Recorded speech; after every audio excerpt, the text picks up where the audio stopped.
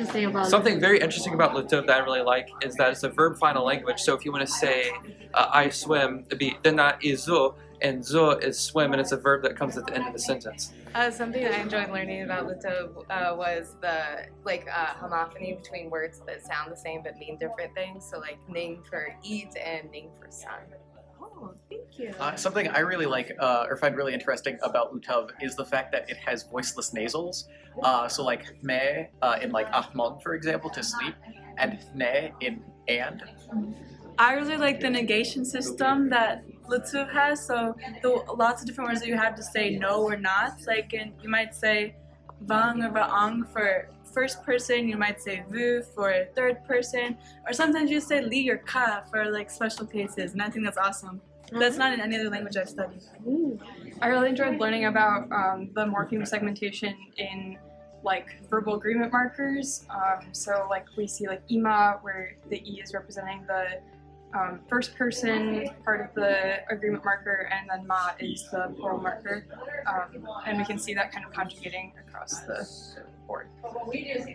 I really enjoyed learning about like adjectives and how adjectives fall in sentences in Lutuv. So like there's a difference between if you wanted to say the big duck as just like a standalone statement, instead of like the big duck ...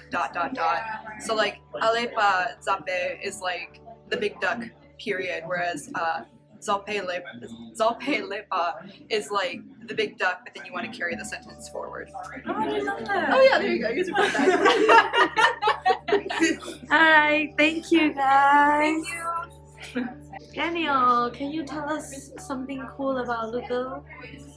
Lutuv has at least 86 numeral classifiers, which is you count different things in different ways. So one animal, like a mammoth, would be mammoth Saka, and two Sa Hning, three Satang, whereas people you would have Pa, like Paka, Patning, Patang, and there are 80 other categories that I have observed, and that's a lot.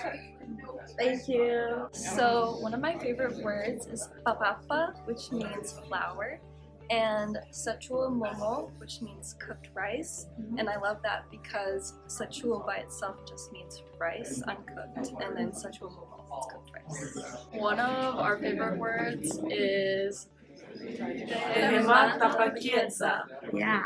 This semester I learned a lot about tense, aspect, and mood, and I found out that those things in the Lutuv are usually after the verb, and there's a lot more to say about aspect than tense, which is different from what we have in English. Can you give us an example of that? Yeah, so for example, like itzako, I think is to I go, or I walk, and then if in the future I will walk, it's itzako te a, and the te a is the little future part.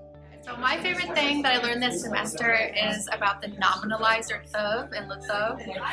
So a nominalizer is something that takes a verb and changes it into a noun. So for example, if I say ta'uv atsalu tuv, it's somebody who bought a book rather than just sa'uv atsalu, somebody bought the book. So the tuv changes it from an action to a person.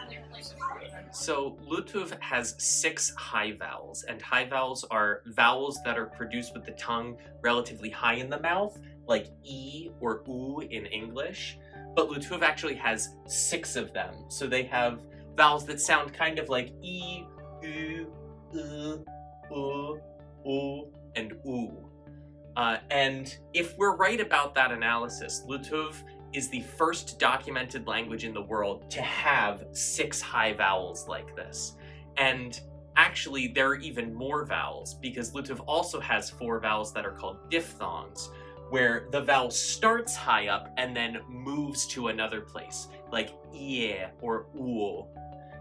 And so that's a really, really complicated high vowel space that we're still not entirely sure how Lutuv speakers tell those sounds apart from each other. So that's a really neat thing about Lutuv that you can't find in any other language. Lutuv is a tonal language. That means that the tone, or the pitch or melody of a word, changes its meaning in the sentence. For example, ihmong means I see it, and ihmong means I'm sleeping.